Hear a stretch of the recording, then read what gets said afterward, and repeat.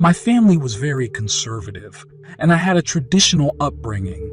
I was not brought up to be a symbol, nor is it in my nature to be one. The fact that I became one is probably the loveliest, most glamorous, and fortunate misunderstanding. Without women to nurture in this world, how do men get by? How do children get by? How does society get by at all? You can't fake listening. It shows. Once you get rid of the idea that you must please other people before you please yourself, and you begin to follow your own instincts, only then can you be successful. You become more satisfied, and when you are, other people will tend to be satisfied by what you do. I have a very, very good life. I'm grateful for all of my friends, my family, and the life that I have, and the possibilities in my future. There's a duality in every man and every woman. The mind can also be an erogenous zone.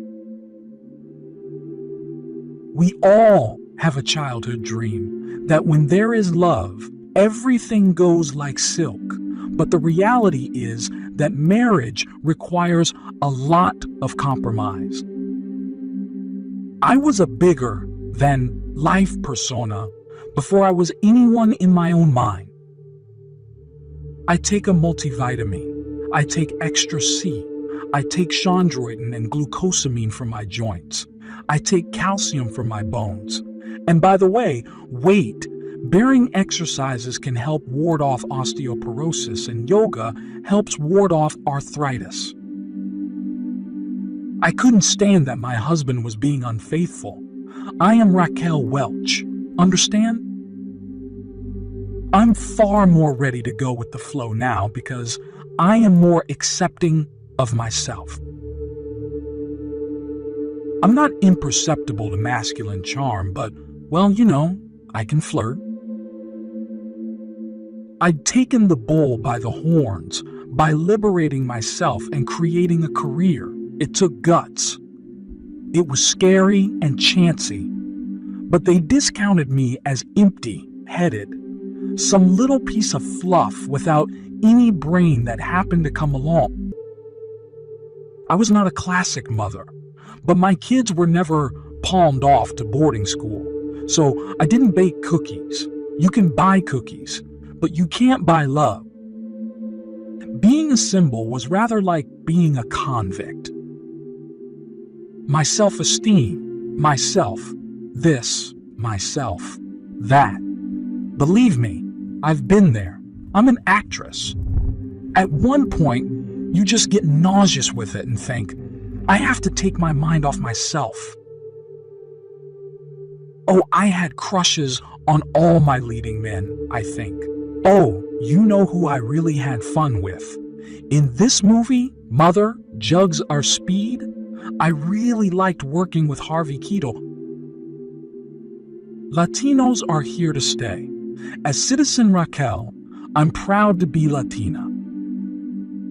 I knew my mother was, well, her ancestry dated back to John Quincy Adams, so she was totally not Latina. She was definitely whatever you call it. White bread, shall we say. I am 5'6", and at my peak, my vital statistics were 37, 22, 35. I didn't even think about my weight. But now I work hard at keeping healthy. Fortunately, my husband Richie is as much of a fitness buff as I am. I don't feel like, unless I have a boyfriend or somebody to march down the aisle with for the 5th time, that I'm, oh, poor me. I'm not going to go running out desperately looking, making myself crazy and thinking that without that, I'm nothing. I'm the antidote to Lindsay Lohan. I know she misbehaves terribly, but sometimes it just seems like it's open season on her. My father was Bolivian, which makes me half Bolivian. It's where I got some of my exotic features and certainly my skin tone. I think it'd be wonderful if we could train young girls to be active in lots of ways, and that they then wouldn't have to age at the same rate that they would if they were not more active. In other words, more physical fitness, and not just the sporty kind, but the yoga, which is really important.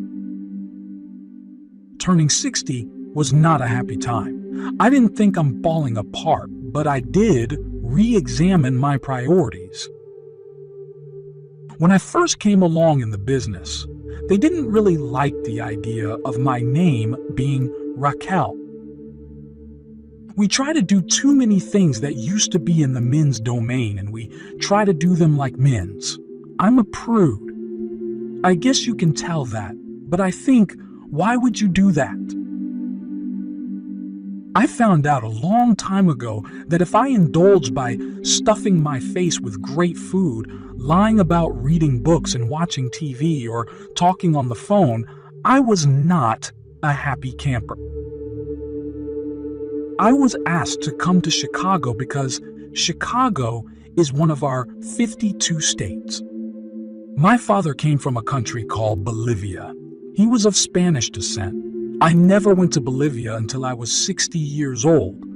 But apparently when he was 17, he had already planned his entire academic curriculum so that he could graduate high school and enter collegium so that he could graduate high school and enter college in the United States. That's how much he wanted to come to this country. I felt like, my presence in the world of cinema had a different meaning than Meryl Streep. There was an impact that was made, but it wasn't the usual. I find clothes so constricting. I've always been a health fanatic. I inherited good skin from my mother, and I stay away from soap, which dries it out. In school, nobody could pronounce my name. They just called me Rocky. I was lucky that one of my first movies, 1 million years BCE, was made in Europe by a British company. The Brits and a lot of the rest of Europe seemed to really love exotic women. The fact that I was American and exotic just made me more appealing to them. Not everybody is comfortable with my ethnicity. People do stop me and talk to me about something they saw that they loved. It is very satisfying, but I have my own opinions.